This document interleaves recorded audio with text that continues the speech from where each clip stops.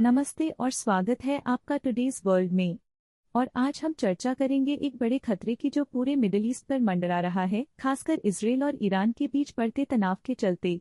हाल ही में इजरायली सरकार ने खुलकर कहा है कि ईरान ने एक बहुत बड़ी गलती कर दी है। दरअसल ईरान ने इजराइल पर 181 बैलिस्टिक मिसाइलें दागी, लेकिन गनीमत ये रही कि एक भी इजरायली नागरिक की जान नहीं गई। इसका श्रेय इजराइल की अनुशासन और उनकी बेहतरीन योजनाओं को जाता है।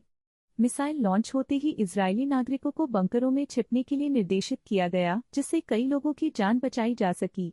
भले ही इस हमले में कोई जानहानि नहीं हुई, लेकिन प्रधानमंत्री नेतन्याहू ने साफ तौर पर कहा है कि ईरान को इसकी बड़ी कीमत चुकानी होगी। सोचिए, अगर ये हमला अचानक हुआ होता या चेतावनी प्रणाली फेल हो जाती तो परिणाम कितने भयावह हो सकते थे। यह बताता है कि इजराइल की तैयारी कितनी उच्च स्तर की है। ईरान ने इजराइल की क्षमताओं को कम आंका है और अब इजराइल उसे इसकी भारी कीमत चुकाने पर मजबूर कर सकता है। अब सवाल उठता है कि इसके परिणाम क्या हो सकते हैं। विश्लेषक मानते हैं कि इजराइल ईरान के तेल भंडारों पर हमला कर सकता है, जिससे वैश्विक अर्थव्यवस्था पर गहरा असर पड़ेगा। इस हमले से ईरान की तेल बेचने की क्षमता बुरी तरह प्रभावित होगी, खासकर तब जब पहले से ही उस पर कई आर्थिक प्रतिबंध लगे हुए हैं। यहाँ आप देख सकते हैं कि इजराइल ने अपने शहरों में जगह जगह बंकर बनाए हुए हैं।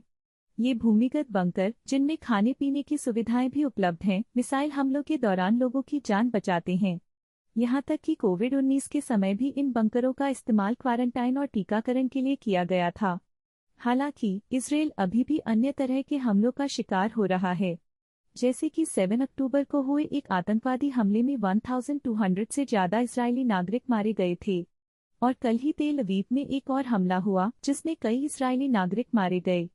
इजराइल के पूर्व प्रधानमंत्री नफ्ताली बेनेट ने हाल ही में कहा है कि अब समय आ गया है कि इजराइल ईरान के परमाणु कार्यक्रम को नष्ट कर दे।